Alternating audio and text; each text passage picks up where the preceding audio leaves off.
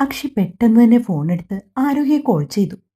തീർത്തും അപ്രതീക്ഷിതമായി phone ring ചെയ്യുന്നത് കണ്ടതും ആരോഹി ആദ്യം ഡോറിന്റെ സൈഡിലേക്ക് ഒന്ന് എത്തി നോക്കി. പിന്നെ പതിയെ ഫോൺ എടുത്തു. സ്ക്രീനിൽ തെളിഞ്ഞ അക്ഷിത് സാർ എന്ന നമ്പർ കണ്ടതും അവളുടെ മുഖത്തൊരു പുഞ്ചിരി വിരിഞ്ഞു. ആരോഹി, താൻ എന്ത് ചെയ്യുമോ അവിടെ? അക്ഷിത് ചോദിച്ചപ്പോൾ ആരോഹി വളരെ നോർമലായി തന്നെ അവനോട് സംസാരിച്ചു. സർ, ഞാൻ കുറച്ച് പെൻഡിങ് വർക്കുകൾ ഉണ്ടായിരുന്നത് നോക്കിക്കൊണ്ടിരിക്കുമായിരുന്നു. ആരോഹിയോടാണ് സംസാരിക്കുന്നതെങ്കിലും അക്ഷതിന്റെ കണ്ണുകൾ നീണ്ടത് സ്ക്രീനിൽ സൂം ചെയ്തു വെച്ചിരിക്കുന്ന ആരോഹിയുടെ മുഖത്തേക്കായിരുന്നു. ഇടയ്ക്കിടയ്ക്ക് പിടഞ്ഞു മാറുന്ന അവളുടെ കണ്ണുകൾ, മുഖത്ത് മാറി മാറി വരുന്ന ഭാവവ്യത്യാസങ്ങൾ, അവളുടെ ഓരോ കുഞ്ഞു ഭാവങ്ങളെയും അക്ഷയുടെ മിഴികൾ ഒപ്പിയെടുത്തു. ഓക്കെ ആരോഹി, ഞാൻ ഇന്ന് ഉച്ച കഴിഞ്ഞിട്ടേ ഓഫീസിലേക്ക് വരൂ. അവനത് പറഞ്ഞതും ആരോഹിയുടെ മുഖം വാടി. Okay sir. പിന്നെ ഞാൻ വന്നു കഴിഞ്ഞാൽ നമുക്കൊരിടം വരെ പോകേണ്ടി വരും. എവിടേക്കാണ് സർ? ആരോഹി അതറിയാനുള്ള ആകാംക്ഷയെ ചോദിച്ചു. സെൻട്രൽ സ്ക്വയർ മാളിന്റെ ഫുഡ് കോർട്ടിൽ. എന്നെ എൻ്റെ ഒരു ഫ്രണ്ട് മീറ്റ് ചെയ്യണമെന്ന് പറഞ്ഞിട്ടുണ്ട്. ഒരു ബിസിനസ് ഡീലാണ്. ആള് വിദേശത്താണ്. അപ്പോൾ ജസ്റ്റ് ഒരു ഹാഫ് ആൻ അവർ മാത്രം. സോ ആരോഹി കൂടി വരേണ്ടി വരും. കുറച്ച് നോട്ട്സ് ആരോഹി പോയിന്റ് ചെയ്യണം. ഓക്കെ സർ, ഞാൻ വരാം. വേറൊന്നുമില്ലല്ലോ? ഓക്കെ അല്ലേ താന്? അതെ സർ, ഓക്കെയാണ്. എങ്കിൽ പിന്നെ സ്വപ്നം കണ്ടുകൊണ്ടിരിക്കാതെ ജോലി ശ്രദ്ധിക്ക്. ശബ്ദത്തിന് യാതൊരു മാറ്റവുമില്ലാതെ അക്ഷയത് പറഞ്ഞതും ആരോഹി അബദ്ധം പിടിഞ്ഞതുപോലെ നാവ് കടിച്ചു. അപ്പോഴേക്കും മറുപുറത്ത് കോള് കട്ടായിരുന്നു. ചി, അവൾ തലയ്ക്ക് തട്ടി. അപ്പോഴാണ് അവൾക്ക് CCTVയെ പറ്റി ഓർമ്മ വന്നത്. കൈ രണ്ടും മുഖത്ത് അമർത്തി വെച്ച് കുറച്ചു സമയം അവളായി ഇരിപ്പിരുന്നു. അതോടെ അക്ഷയ്ക്കും മനസ്സിലായി താൻ അവളെ CCTVയിൽ കൂടി കണ്ടിട്ടാണ് വിളിച്ചതെന്ന് അവൾക്ക് മനസ്സിലായിട്ടുണ്ടെന്ന്. അക്ഷി സ്ക്രീനിൽ കണക്ട് ചെയ്തിരുന്ന CCTV ഓഫ് ചെയ്തുകൊണ്ട് ചിരിയോടെ ചെയറിലേക്ക് ചാരിയിരുന്നു. അവൻ വീട്ടിലായിരുന്നു ആ സമയം. റൂമിന്റെ ഡോറിൽ ആരോ നോക്ക് ചെയ്യുന്ന ശബ്ദം കേട്ടുകൊണ്ടാണ് അക്ഷിത് ഇരുന്നിടത്ത് നിന്ന് എഴുന്നേറ്റത്. അല്ലി കോളേജിൽ പോയിരിക്കുകയാണ്. പിന്നെയുള്ളത് അമ്മയും അനന്യയുമാണ്. അച്ഛനും ഇന്ന് രാവിലെ ആരെയോ കാണാനുണ്ടെന്ന് പറഞ്ഞ് പോയിരിക്കുകയാണ്. അവർ രണ്ടിലൊരാളായിരിക്കുമെന്ന് അക്ഷിത് ഉറപ്പിച്ചു. അവൻ ചെന്ന് ഡോർ തുറക്കുമ്പോൾ പ്രതീക്ഷിച്ചതുപോലെ അനന്യയാണ് മുമ്പിൽ. എന്താ കാര്യം? ഡോറ് പാതി തുറന്നു പിടിച്ചുകൊണ്ട് അവളെ അകത്തേക്ക് കയറാൻ സമ്മതിക്കാതെ വാതിലിന് മുന്നിലേക്ക് നിന്നുകൊണ്ട് അക്ഷിത് ചോദിച്ചു. ഏട്ടാ, എനിക്ക് ഏട്ടനോടൊന്ന് സംസാരിക്കണം. എന്താണ് നിനക്ക് സംസാരിക്കാനുള്ളത്? വാതിൽക്ക് തന്നെ ഇരു കൈയും മാറിന് കുറുകെ പിണച്ചു വെച്ചുകൊണ്ട് കട്ടളപ്പടിയിലേക്ക് ചാരി നിന്നുകൊണ്ട് അക്ഷിത് രൂക്ഷമായിട്ട് ചോദിച്ചു. ഏട്ടാ, ഞാൻ അകത്തേക്കൊന്ന് കയറിക്കോട്ടെ? അനന്യ മുഖത്ത് ദയനീയത വരുത്തിക്കൊണ്ടാണ് ചോദിക്കുന്നത്.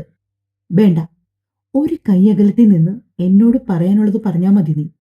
അക്ഷിത് മുമ്പ് നടന്ന പ്രശ്നങ്ങളുടെ ഓർമ്മയിൽ തന്നെയാണ് പറഞ്ഞത്. ഏട്ടൻ ഇപ്പോഴും അതൊക്കെ മനസ്സിൽ വെച്ചോണ്ടാണോ എന്നോട് പെരുമാറുന്നത്? പിന്നെ അതൊക്കെ ഇത്ര വേഗം മറന്നു കളയാൻ ഞാൻ റോബോട്ടൊന്നുമല്ല. മാത്രമല്ല എനിക്ക് മറവി രോഗവുമില്ല. അതുകൊണ്ട് ഞാനത് മറന്നു കളയുമെന്നൊരു ചിന്ത നിനക്കുണ്ടെങ്കിൽ അതങ്ങ് മാറ്റിവെച്ചേക്ക്. തൽക്കാലം നീ എന്താ പറയാമെന്നൊന്ന് പറഞ്ഞിട്ട് പോകാൻ നോക്ക്. ഏട്ടാ, അന്ന് എനിക്കൊരു അബദ്ധം പറ്റി. ഞാൻ ഒരിക്കലും അങ്ങനെയൊന്നും ചെയ്യാൻ പാടില്ലായിരുന്നു. ഏട്ടൻ എന്നോട് ക്ഷമിക്കണം. നോക്കാനന്യ, ഇതിനുള്ള മറുപടി ഞാൻ നിനക്ക് ഓൾറെഡി തന്നു കഴിഞ്ഞു.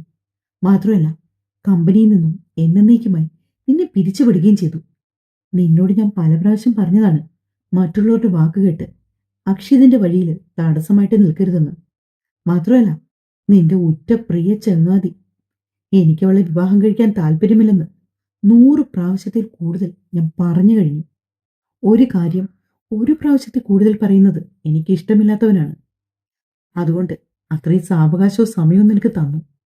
എന്നിട്ട് ഇപ്പോഴും അതുമായി പൊരുത്തപ്പെടാതെ വീണ്ടും എന്നെ അവളെയും തമ്മിൽ കൂട്ടിച്ചേർക്കാൻ കച്ചകെട്ടി ഇറങ്ങിയിരിക്കുവാണ് നീയല്ലേ? ഏട്ടാ, അതൊക്കെ കഴിഞ്ഞുപോയ കാര്യങ്ങളല്ലേ. ഞാനിനി ഒരിക്കലും അതേപ്പറ്റി ഒന്നും പറഞ്ഞ് ഏട്ടന് മുമ്പിലേക്ക് വരില്ല. വരരുത്. അവൾക്ക് നേരെ ചൂണ്ടുവിരൽ കൊണ്ട് താക്കീതുപോലെ പറഞ്ഞു അക്ഷിത്. മറ്റെന്തെങ്കിലും നിനക്കെന്നോട് പറയാനുണ്ടോ? ഏട്ടാ, കമ്പനിയിലേക്ക് എന്നെ വീണ്ടും തിരിച്ചെടുക്കുന്നതിനെ പറ്റി അനന്യ പറഞ്ഞു തുടങ്ങിയപ്പോൾ തന്നെ അവളെ കയ്യുയർത്തി തടഞ്ഞു അക്ഷിത്. അനന്യ, പ്ലീസ്, ഇനി എന്നോട് അതേപ്പറ്റി ചോദിക്കരുത്. ഞാനൊരിക്കൽ പറഞ്ഞു വിട്ട ഒരാളെ ഇനി എന്തിന്റെ പേരിലാണെങ്കിലും തിരിച്ചെടുക്കുന്ന സ്വഭാവം അക്ഷിതിനില്ല. അതുകൊണ്ട് നിനക്ക് പോകാം. അതും പറഞ്ഞ് അക്ഷിത് മുറിയിലേക്ക് കയറി വാതിൽ വലിച്ചടച്ചു. അനന്യയ്ക്കാണെങ്കിൽ തന്റെ മുഖത്തവൻ അടിച്ചതിന് സമമായിരുന്നു അവന്റെ ആ പ്രവൃത്തി. വല്ലാത്ത പകയോടെ അവൾ താഴേക്ക് നടന്നു. താഴെ സ്റ്റെപ്പ് ഇറങ്ങി ചെല്ലുന്നതിന്റെ ഏറ്റവും ഒടുവിലത്തെ പടിയിൽ നിൽക്കുന്നുണ്ടായിരുന്നു ഊർമിള. എന്തായേനു? അക്ഷി സമ്മതിച്ചോ? അമ്മയ്ക്ക് തോന്നുന്നുണ്ടോ അയാൾ അങ്ങനെ സമ്മതിക്കുന്ന ടൈപ്പാണെന്ന്? അനന്യ അക്ഷയോടുള്ള ദേഷ്യം കൂടി ഊർമിളയോട് തീർക്കും പോലെ സംസാരിച്ചു. ഓരോന്നും ചെയ്തു വെക്കുന്നതിന് മുമ്പ് ആദ്യമേ ചിന്തിക്കണമായിരുന്നു അതൊക്കെ. ആ, ഇനി പോട്ടെ. അവൻ എന്തായാലും നിന്നെ ആ കമ്പനിയിലേക്ക് തിരിച്ചെടുക്കില്ല. നിനക്കിപ്പോ ഒരു ജോലിക്ക് കയറണമെന്ന് അത്ര താല്പര്യമാണെങ്കിൽ പ്രിയങ്കയോട് സംസാരിക്കേ. അവൾക്കും കമ്പനിയും കാര്യങ്ങളൊക്കെ ഉള്ളതാണല്ലോ. അവിടെ നല്ലൊരു പോസ്റ്റ് തരാൻ നീ അവളോട് പറയേ. എന്തായാലും അവളുടെ കാര്യത്തിൽ കയറി ഇടപെട്ടിട്ടാണല്ലോ നിനക്ക് ഈ അവസ്ഥ വന്നത്. ഊർമിള പറഞ്ഞപ്പോൾ അനന്യയ്ക്കും തോന്നി അതാണ് ശരിയെന്ന്. മനസ്സിൽ ചില കണക്ക് കൂട്ടലുകളോടെ അനന്യ അവളുടെ മുറിയിലേക്ക് പോയി. ഉച്ച കഴിഞ്ഞ ശേഷമാണ് അക്ഷയ് ഓഫീസിൽ പോകാൻ തയ്യാറെടുത്തത്. ആരോഹി ലഞ്ചൊക്കെ കഴിച്ചിട്ട് അക്ഷയ് അവളെ ഏൽപ്പിച്ച ഒരു വർക്കിന്റെ പ്രിപ്പറേഷനിൽ ഇരിക്കുന്ന നേരത്താണ് അക്ഷിത് ക്യാബിനിലേക്ക് കയറി വന്നത്. പെട്ടെന്ന് അവനെ കണ്ടതും അവളുടെ മുഖമൊന്ന് വിടർന്നെങ്കിലും മുഖത്ത് സ്വാഭാവികത വരുത്തിക്കൊണ്ട് തന്നെ അവൾ എഴുന്നേറ്റ് നിന്നും ഒന്ന് വിഷ് ചെയ്തു. Good afternoon sir. Good afternoon. അത്രയും പറഞ്ഞുകൊണ്ട് അക്ഷയ് സീറ്റിലേക്ക് ഇരുന്നു. ആരോഹി, ഷാർപ്പ് 3 o'clock ഇവിടെ നിന്നിറങ്ങണം. 3:30 മീറ്റ് ചെയ്യാമെന്ന് ഞങ്ങൾ പ്ലാൻ ചെയ്തിരിക്കുന്നത്. Okay sir. അവളോട് അത് പറഞ്ഞ ശേഷം അക്ഷയ് കാര്യമായിട്ട് എന്തൊക്കെയോ ലാപ്പിൽ ചെയ്തുകൊണ്ടിരുന്നു. ഇടയ്ക്കവൻ പ്രൈവറ്റ് റൂമിലേക്ക് കയറി പോകുന്നതും ഒരു കണ്ണാലി അവൾ കണ്ടു. സമയം 3 ആകാറായപ്പോൾ തന്നെ ആരോഹി അവളുടെ ഹാൻഡ് ബാഗും ഫോണും എടുത്തുകൊണ്ട് അക്ഷതിനൊപ്പം പുറത്തേക്ക് പോകാൻ തയ്യാറായി ഇറങ്ങി. ക്യാബിൻ ലോക്ക് ചെയ്ത് നന്ദകിഷോറിനോട് കാര്യം പറഞ്ഞ ശേഷം അവരിരുവരും പോയി. അന്ന് ഡ്രൈവർ ഉണ്ടായിരുന്നില്ല. അക്ഷയ് തന്നെയാണ് ഡ്രൈവ് ചെയ്തത്. അവന്റെ കാറിൽ കോ ഡ്രൈവർ സീറ്റിൽ കയറാൻ ആരോഹി നിർബന്ധിതയായി. അലസമായ മിഴികൾ പുറത്തേക്ക് പായിച്ചുകൊണ്ട് പുറം കാഴ്ചകളിൽ കണ്ണുനട്ടിരിക്കുവാണ് അവൾ. താൻ ഓക്കെ അല്ലേ? അക്ഷതിന്റെ സ്വരം അവളുടെ കാതിൽ പതിച്ചതും മുഖമുയർത്തി അവന് നേർക്ക് നോക്കിയ ആരോഹി എന്തോ ആ തീഷ്ണതയേറിയ കണ്ണുകളിലേക്ക് അല്പനേരം പോലും നോക്കി നിൽക്കാൻ ആരോഹിക്കായില്ല. പെട്ടെന്ന് തന്നെ അവൾ മിഴികൾ താഴ്ത്തിക്കളഞ്ഞു. ഓക്കെയാണ് സർ. പിന്നെ മെല്ലെ സാവധാനം പതിഞ്ഞ സ്വരത്തിൽ പറഞ്ഞു. വൈകുന്നേര സമയമായതുകൊണ്ട് തന്നെ അത്യാവശ്യം നല്ല രീതിയിൽ ബ്ലോക്ക് ഉണ്ടായിരുന്നു. ഏകദേശം 3:30 അടുത്തപ്പോഴാണ് അവർ മാളിലെത്തിയത്. പറഞ്ഞത് പ്രകാരം അക്ഷയുടെ ഫ്രണ്ട് ഫുഡ് കോർട്ടിൽ അവരെ വെയിറ്റ് ചെയ്തിരിപ്പുണ്ട്. അക്ഷയും ആരോഗ്യം ഒരുമിച്ച് അവിടേക്ക് ചെന്നു. കുറേയധികം കാര്യങ്ങൾ അവർ തമ്മിൽ ഡിസ്കസ് ചെയ്തു. ആ സമയം അത്രയും ആരോഹി ലാപ്പ് ഓൺ ചെയ്തു വെച്ച് അവർ പറയുന്ന കാര്യങ്ങൾ ഓരോന്നും അതിലേക്ക് നോട്ട് ചെയ്തു. അപ്പോഴേക്കും തന്നെ ഏകദേശം 4:30 ഹാഫ് ആൻ അവർ പറഞ്ഞ മീറ്റിംഗ് സംസാരിച്ച് ഒടുക്കം അത് നീണ്ടുപോയി. ഇനി എന്തായാലും ഓഫീസിൽ ചെല്ലുമ്പോൾ 5 മണി. ഓഫീസ് ടൈം കഴിയും. അതുകൊണ്ട് തന്നെ അക്ഷയോട് പെർമിഷൻ വാങ്ങി ചെറിയൊരു ഷോപ്പിംഗ് കഴിഞ്ഞിട്ട് വീട്ടിലേക്ക് പോയാലൊന്ന് ചിന്തിച്ചിരിക്കുവാണ് ആരോഹി. എന്താണ് ആരോഹി ഇത്ര കാര്യമായി ചിന്തിക്കുന്നത്? അക്ഷയുടെ ഫ്രണ്ട് പോയിട്ടും ആരോഹി എന്തൊക്കെയോ ആലോചനയോടെ ലാപ്പം തുറന്നു വെച്ചിരിക്കുന്നത് കാണിക്കെ അവൻ ചോദിച്ചു. പെട്ടെന്ന് തന്നെ അവൾ പോയിന്റ് ഔട്ട് ചെയ്ത കാര്യങ്ങളെല്ലാം അക്ഷയുടെ പേഴ്സണൽ മെയിൽ ID-യിലേക്ക് അയച്ചിട്ട ശേഷം സിസ്റ്റം ഷട്ട് ഡൗൺ ചെയ്ത് അവൾ ലാപ്ടോപ്പ് ബാഗിലേക്ക് വെച്ചു. സർ, ഇപ്പം എന്തായാലും 4:30 ആയില്ലേ? ഇനിയിപ്പോൾ ഓഫീസിൽ ചെല്ലുമ്പോൾ 5 മണിയാകും. സർ, എനിക്ക് ആക്ച്വലി കുറച്ച് ഷോപ്പിംഗ് ഉണ്ടായിരുന്നു. അതിനുശേഷം ഞാൻ ഇവിടെ നിന്ന് എൻ്റെ വീട്ടിലേക്ക് പോയിക്കോട്ടെ. ഇനി ഓഫീസിലേക്ക് വരേണ്ട കാര്യമുണ്ടോ? ആരോഹി താഴ്മയോടെ ചോദിച്ചു. അപ്പോൾ പിന്നെ ആരോഹിക്ക് വേണ്ടി ആര് പഞ്ച് ചെയ്യും? ഞാൻ ചെയ്യണോ? അക്ഷയ് അത് ചോദിച്ചതും ആരോഹി വല്ലാത്ത ധർമ്മസങ്കടത്തിലായി. സർ, ഇന്നൊരു ദിവസത്തേക്ക്. No more excuses Aarohi. Punch out ചെയ്തിട്ട് താൻ വീട്ടിൽ പോയാൽ മതി. തനിക്ക് എന്തെങ്കിലും ഷോപ്പ് ചെയ്യാനുണ്ടെങ്കിൽ വാങ്ങിയിട്ട് വാടോ. ഒരു ഹാഫ് ആൻ അവർ വരുവാണെങ്കിൽ ഞാനിവിടെ വെയിറ്റ് ചെയ്യാം. തിരിച്ച് ഞാൻ തന്നെ ഓഫീസിലേക്ക് ഡ്രോപ്പ് ചെയ്യാം. അക്ഷയ് അത് പറഞ്ഞപ്പോൾ ആരോഹി ആലോചനയോടെ അല്പനേരം ഇരുന്നു. സത്യം പറഞ്ഞാൽ അർജുൻ്റെ എൻഗേജ്മെന്റിന് ഒരു ഡ്രസ്സ് എടുക്കാൻ വേണ്ടിയിട്ടാണ് അവൾ നിന്നത്. എന്തായാലും അർജുൻ്റെ ആദ്യത്തെ കാമുകിയല്ലേ താൻ, ഒട്ടും കുറയ്ക്കേണ്ട. ആരോഹി മനസ്സിൽ പെറുപെറുത്തു. എന്തെങ്കിലും പറയാനുണ്ടെങ്കിൽ ഉറച്ചു പറയണം. അക്ഷിത് പറഞ്ഞതും ആരോഹി ഞെട്ടലോടെ അവനെ നോക്കി. ഞാനതിന് സാറിനോടല്ല പറഞ്ഞത്. ഞാൻ എൻ്റെ മനസ്സിലാ പറഞ്ഞേ. ഓ, ഓക്കെ. അതും പറഞ്ഞ് അക്ഷിത് പിന്നെയും ഫോൺ നോക്കിക്കൊണ്ട് അവിടെ ഇരുന്നു. എങ്കിൽ പിന്നെ ഒരു കാര്യം ചെയ്യും. സാർ ഇവിടെ തന്നെ വെയിറ്റ് ചെയ്യ്. ഞാനൊരു ഹാഫ് ആൻ അവറിൽ പോയി ഒരു ഷോപ്പിംഗ് കഴിഞ്ഞിട്ട് ഇവിടേക്ക് വരാം. ഉം. അവൻ തലകുലുക്കി. പെട്ടെന്നായിരുന്നു അക്ഷയ് പാർക്കിങ്ങിൽ കിടന്ന സിദ്ധുവിൻ്റെ കാറ് കണ്ടത്. ഒരു നിമിഷം കൊണ്ട് അവൻ്റെ മുഖം ഒന്ന് ചുളിഞ്ഞു. സിദ്ധു ഇവിടെ ഉണ്ടെന്ന് മനസ്സിലായതും അക്ഷയുടെ മുഖത്ത് മറ്റെന്തൊക്കെയോ ഭാവം. ഞാൻ കൂടെ വരുന്നതുകൊണ്ട് എന്തെങ്കിലും ബുദ്ധിമുട്ടുണ്ടോ? പെട്ടെന്ന് അക്ഷയ് ചോദിച്ചതും ആരോഹി അവൻ്റെ മുഖത്തേക്കൊന്ന് നോക്കി. ഇല്ല സാർ, ബുദ്ധിമുട്ടൊന്നുമില്ല പറഞ്ഞുകൊണ്ട് ആരോഹി മുന്നേ നടന്നു. പിന്നീട് എന്തോ ഓർത്തെന്ന പോലെ അവൾ തിരിഞ്ഞു നോക്കിയപ്പോൾ അക്ഷയ് കാറിൽ നിന്നിറങ്ങി വരുന്നുണ്ട്. അവനൊപ്പം ആരോഹിയും. അങ്ങനെ മാളിലേക്ക് കയറിപ്പോയി. ട്രഡീഷണൽ ഔട്ട്ഫിറ്റ് കിട്ടുന്ന ഒരു കടയിലേക്കാണ് ആരോഹി നേരെ പോയത്. ഐ തിങ്ക് തനിക്ക് വേണമെങ്കിൽ മോഡേൺ വസ്ത്രങ്ങൾ കൂടി ട്രൈ ചെയ്യാവുന്നതേ ഉള്ളൂ. ഓഫീസിൽ അതൊക്കെ അലൗഡാണ്. അക്ഷിത് പിന്നിൽ നിന്ന് പറഞ്ഞതും ആരോഹി തിരിഞ്ഞവനെ കണ്ണു കൂർപ്പിച്ച് ഒന്ന് നോക്കി. ഞാനൊരു സജഷൻ പറഞ്ഞതല്ലേ ഉള്ളൂ, അതിന് താനെന്തിനെങ്ങനെ നോക്കി ദഹിപ്പിക്കുന്നത്?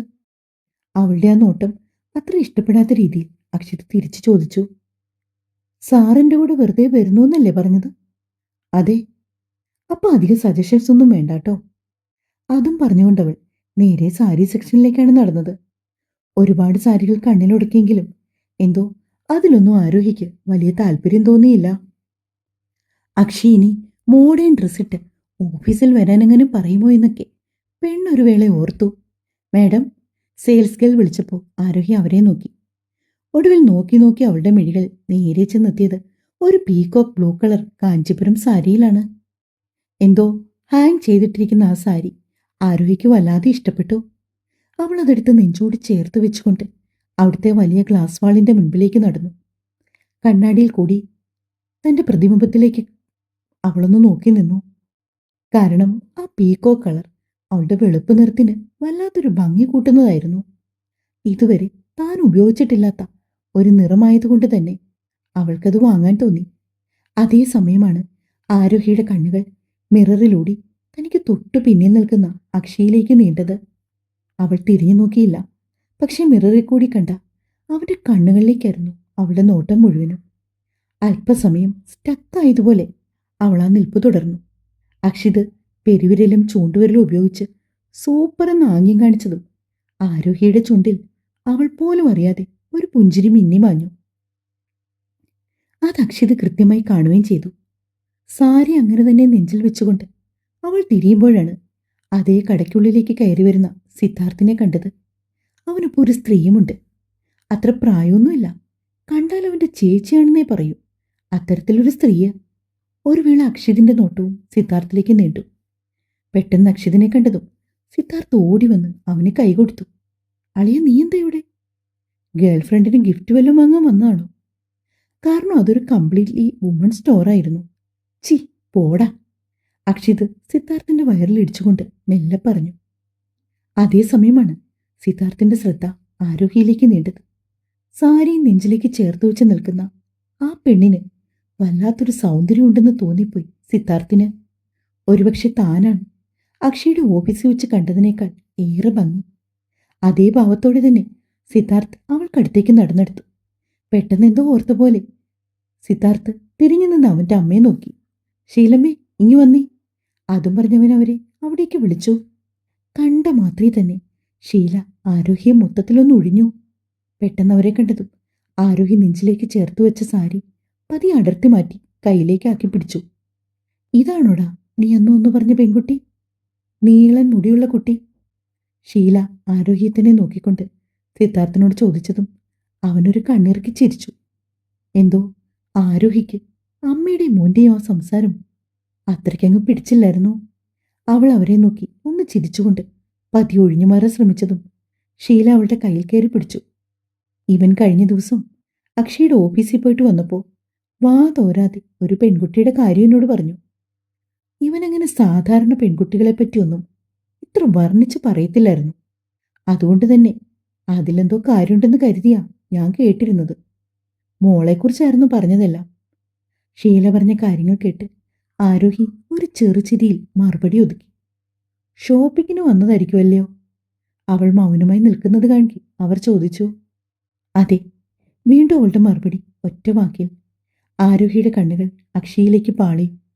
അവന്റെ മുഖത്തപ്പോൾ തെളിഞ്ഞു കണ്ട ഭാവം അതെന്താണെന്ന് അവൾക്ക് തിരിച്ചറിയാൻ കഴിയുന്നുണ്ടായിരുന്നില്ല.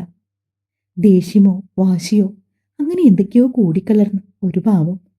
അവൾ ഇന്നോളം കണ്ടിട്ടില്ലാത്ത അവന്റെ ആ മുഖത്തേക്ക് അറിയാതെ നോക്കി നിന്നുപോയി ആരോഹി. തുടരും. 12 മണിയെങ്കിലും ആവും നെക്സ്റ്റ് പോസ്റ്റ് ചെയ്യുമ്പോൾ വേണോന്നുള്ള ഒരു കമൻ്റ് ഇടണേ.